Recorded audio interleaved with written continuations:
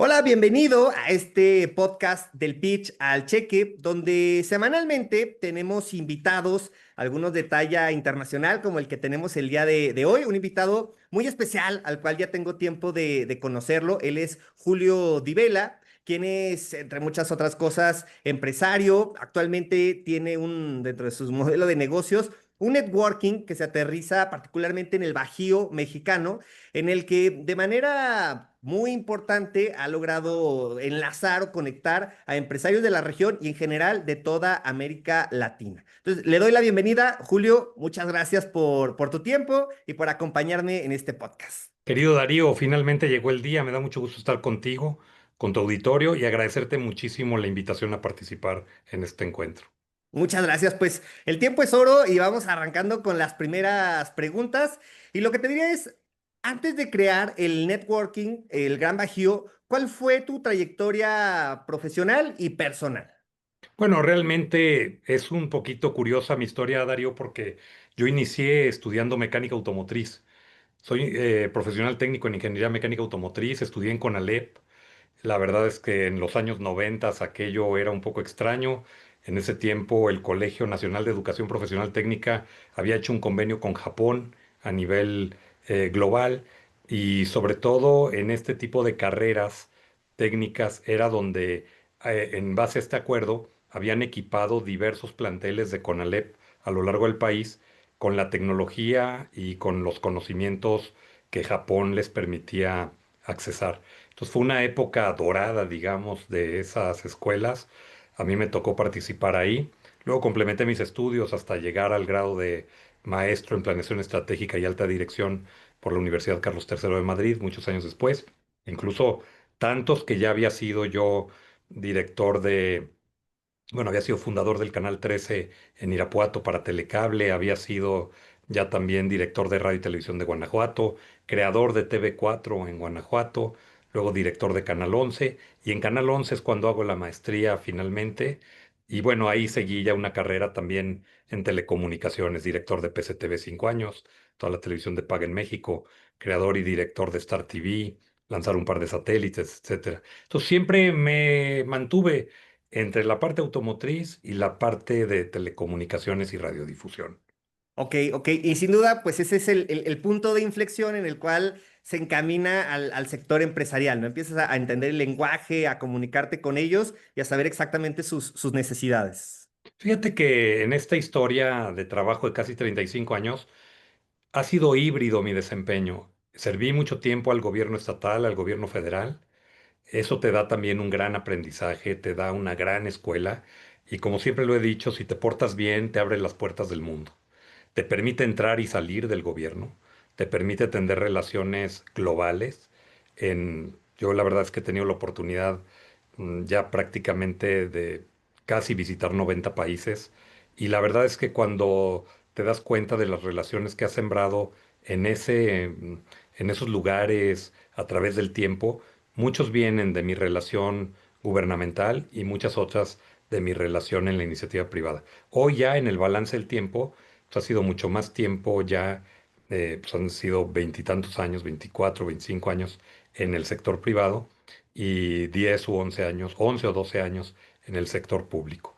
Pero la verdad es que este mix es algo que yo recomiendo y este poder entrar y salir del gobierno, es decir, estar, salir, volver a regresar, pues quiere decir que en ambos sectores te has comportado con decoro, que lo has hecho razonablemente bien y sobre todo que el- quien te emplea, sea el gobierno o sea la iniciativa privada, valora ese tipo de experiencias. Sí, claro, y normalmente, sobre todo eso, esa parte híbrida o ese conocimiento híbrido que está en la toma de decisiones gubernamental, que tan complejo es y a veces tan incomprendido es, pero por otro lado, la parte de la iniciativa privada, porque en particular, yo nunca he tenido la oportunidad de trabajar directamente para gobierno, siempre he estado del lado de los particulares, de las empresas. Y luego existe como esta parte de rebeldía muy latinoamericana en el que parecería que las decisiones gubernamentales son siempre en contra, ¿no? De la empresa. Entonces, esta visión híbrida creo que te ha dado muchas herramientas para poder entender exactamente cómo piensa el empresario, en este caso del Bajío, pero en general latinoamericano. Fíjate que cuando pasas de cantinero a borracho y de borracho a cantinero, o sea, que te toca estar de los dos lados, comprendes muchas cosas. El servicio público, cuando se hace con decoro, cuando se hace con principios, cuando se hace con pasión, es padrísimo. Te deja grandes conocimientos, te deja amigos, te deja grandes relaciones, te permite conocer el mundo, entenderlo, te permite comparar, hacer un estudio comparado permanente de cómo está tu país versus a otros. La verdad es que es un privilegio trabajar en el sector público. Sobre todo si, insisto, te dedicas a servir. Y la verdad que es una gran oportunidad. El sector público te da una gran enseñanza, te brinda disciplina, te brinda procesos, procedimientos, normativas, reglas. La verdad es que es un gran privilegio.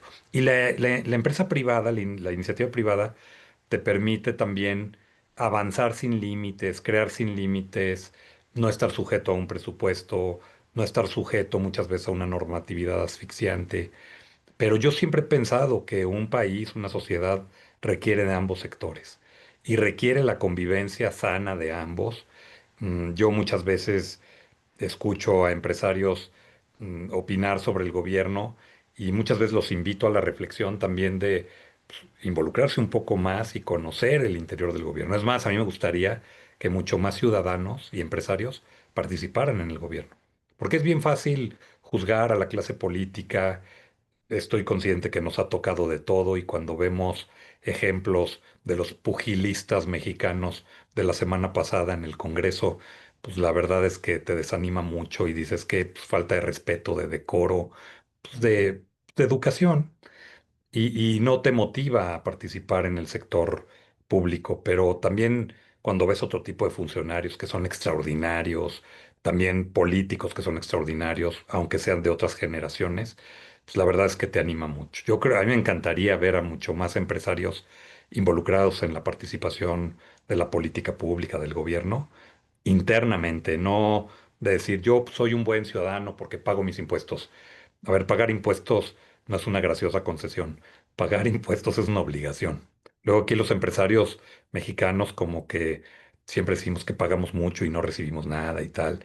Entonces tú haces como que le pagas, ellos hacen como que te dan y es un cuento de nunca acabar. Yo creo que tenemos que cambiar mucho el mindset para poder realmente insertarnos en un mundo global y sin ser un optimista tóxico, pues tratar de ver las cosas de otra manera, ¿no?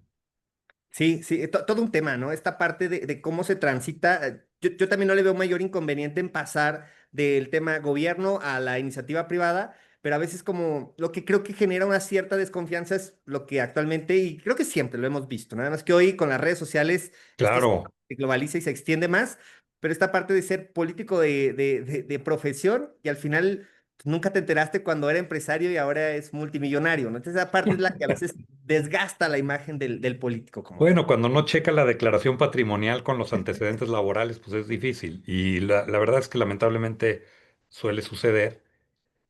Pero yo lo que creo, insisto, es que desde las trincheras de participación ciudadana hay muchas para diseñar política pública. Y si en vez de criticar y juzgar a toda la clase política, nos pusiéramos a participar en lanzarles iniciativas, si ellos ya ganaron una elección, su función es diseñar leyes, reglamentos y aprobarlos, pues a lo mejor ayudándolos también contribuimos, ¿no? Sí se necesita estómago, tenacidad, paciencia, pasión, voluntad, pero se puede lograr.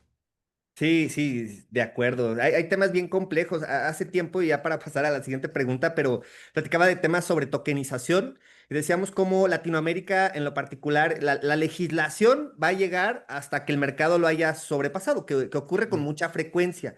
Y a veces sí creemos que debe haber expertos que entiendan estos temas y si no los entienden, les es sencillo actualizarse, sobre todo economistas Ah, reconocidos, pero a veces creo que el legislador está tan atrasado en esta tendencia que de pronto es más sencillo hablar sobre lo que hoy vende, lo que hoy realmente la gente le está exigiendo. Y a veces estos temas de tokenización, que son complejos y son de un nicho muy específico, quedan medio relegados, ¿no? Entonces es como un tema ahí medio confuso en la legislación, pero de que debe, seguro, no de que debe haber. existen las personas adecuadas para trabajar en estos temas, ¿no?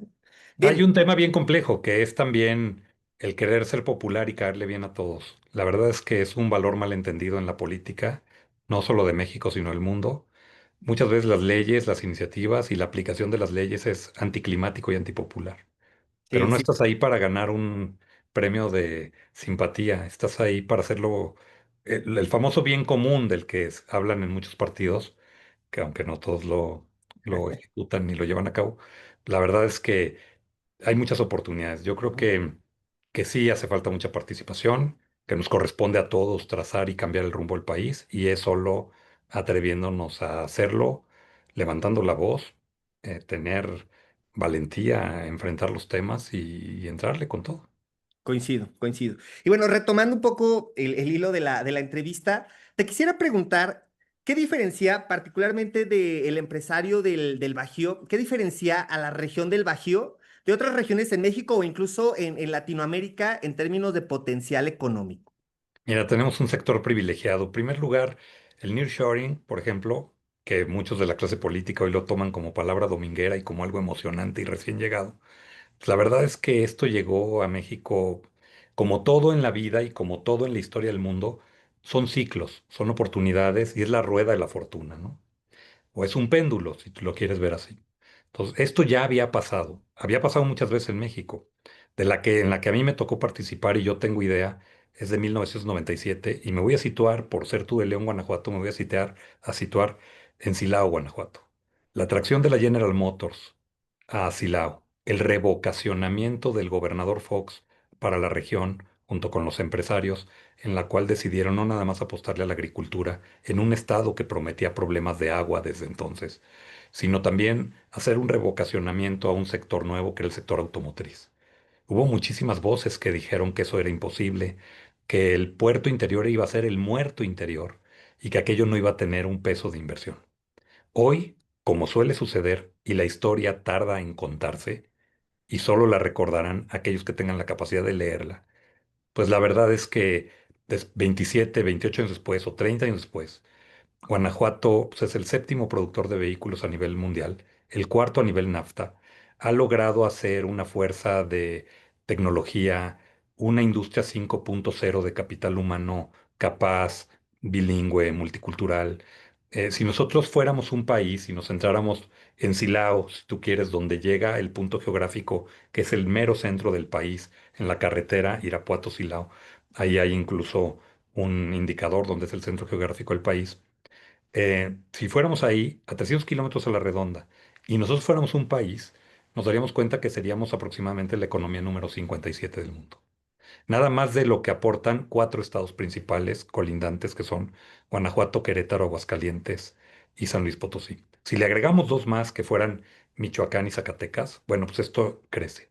Si tuviéramos la capacidad de darnos cuenta que en ese radio a la redonda de 300 kilómetros transitamos prácticamente 21.7 millones de personas día con día, que toda esa gente consume algo, un litro de gasolina, un refresco, una tostada, unos tacos, lo que tú quieras, pues la verdad es que tenemos una macroeconomía interna de un potencial enorme.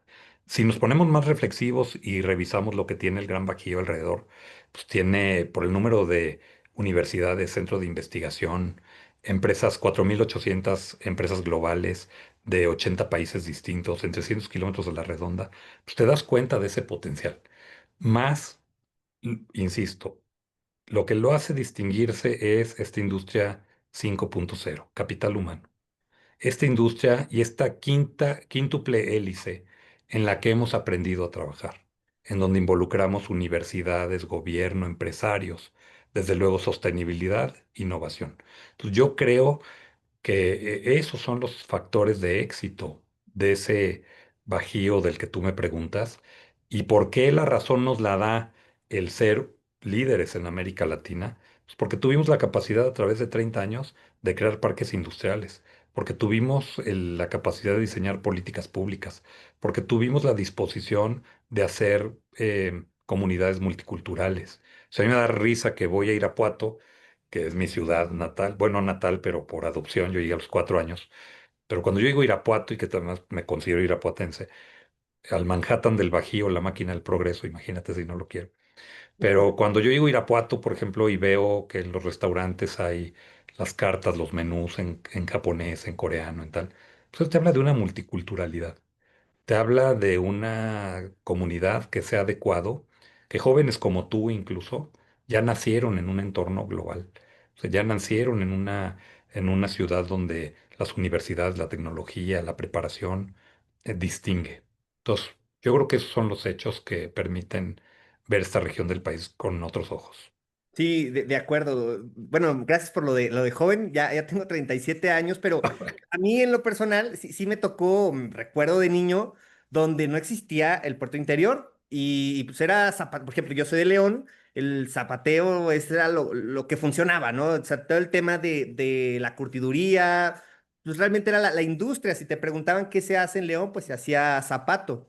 Y en esa transición, pues ahora ya lo que se hace son carros. Todavía el calzado sigue siendo un emblema de, al menos de la zona aquí, pero el tema automotriz ha crecido tan así que ahora nos importa mucho cuando vemos que hay una afectación en temas automotrices en los Estados Unidos, pues aquí nos preocupamos por un tema de cierre de empresas, de despidos. Entonces, al final, siento que ha evolucionado, digo yo que se ha refinado mucho el lenguaje empresarial, porque por otro lado, me ha tocado de pronto platicar con algunos empresarios mucho de la industria del calzado, donde me parece, y creo que de ahí surgieron algunas ideas como el clúster automotriz o incluso ahorita me platicas más sobre el Gran Bajío, pero prepararnos o estar listos para ese crecimiento, que no fue de la noche a la mañana, pero sí fue muy exponencial con Puerto Interior y con todos estos parques industriales que se han creado.